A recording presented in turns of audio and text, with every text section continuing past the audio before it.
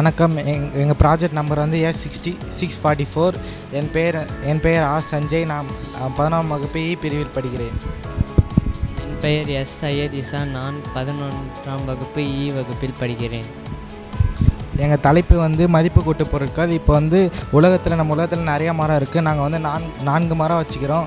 அதில் வந்து வாழை மரம், பனை மரம், முருங்கை மரம், வேப்ப மரம். இதில் வந்து நேரடி பொருள் வந்து வேப்பம்பூ, வேப்பம்பட்டை, வேப்பங்கொட்டை. இதுலேருந்து மதிப்பு கூட்டு பொருளை நாங்கள் உருவாக்குறோம். மதிப்பு கூட்டு பொருள்னால் இப்போ இந்த வேப்பங்கொட்டையிலேருந்து நம்ம எண்ணெயை உருவாக்குறோம். இந்த எண்ணெய் வந்து கடையில் வந்து நம்ம 40 ரூபாய்க்கு வாங்குகிறோம். ஆனால் நம்ம வந்து வீட்டில் இருக்கிறத நம்ம யூஸ் பண்ண மாட்டேங்கிறோம்.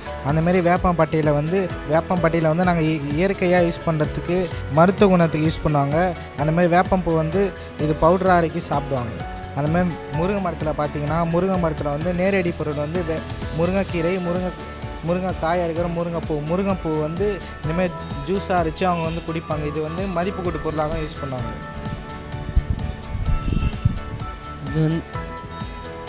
இது வந்து வாழை மரம். வாழை மரத்துலேருந்து நேரடியாக கிடைக்கக்கூடிய பொருள் வந்து தண்டு மற்றும் வாழைப்பூ, வாழைக்காய். தண்டுலேருந்து சாறு எடுத்து குடித்தா அதில் கிட்னி கல் நீங்க உதவும்.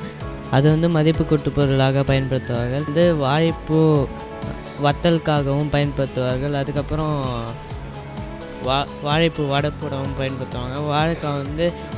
வாழைக்காய் சிப்ஸு போடவும் பயன்படுத்துவாங்க. வாழை இலையிலேருந்து வாழை இலை பிளேட் செய்வாங்க. பனை மரத்துலேருந்து நேரடியாக கிடைக்கக்கூடிய பொருள் வந்து பனங்கிழங்கு, நொங்கு, பனங்கற்கண்டு, பனவெல்லம். அதில் டயபெட்டிஸ்க்கு வந்து பனங்கற்கண்டு, பனவெல்லம் யூஸ் பண்ணுவாங்க. இதெல்லாம் கல் மற்றும் பதனியிலேருந்து எடுப்பாங்க. பனை மரத்தில் இந்த மரம் வந்து காற்று தடுப்பணமாகவும் வீடின் கூரைகளாகவும் உதவும். இந்த மரம் வந்து நீர் சேமிக்கிறதுக்காகவும் உதவும். நன்றி.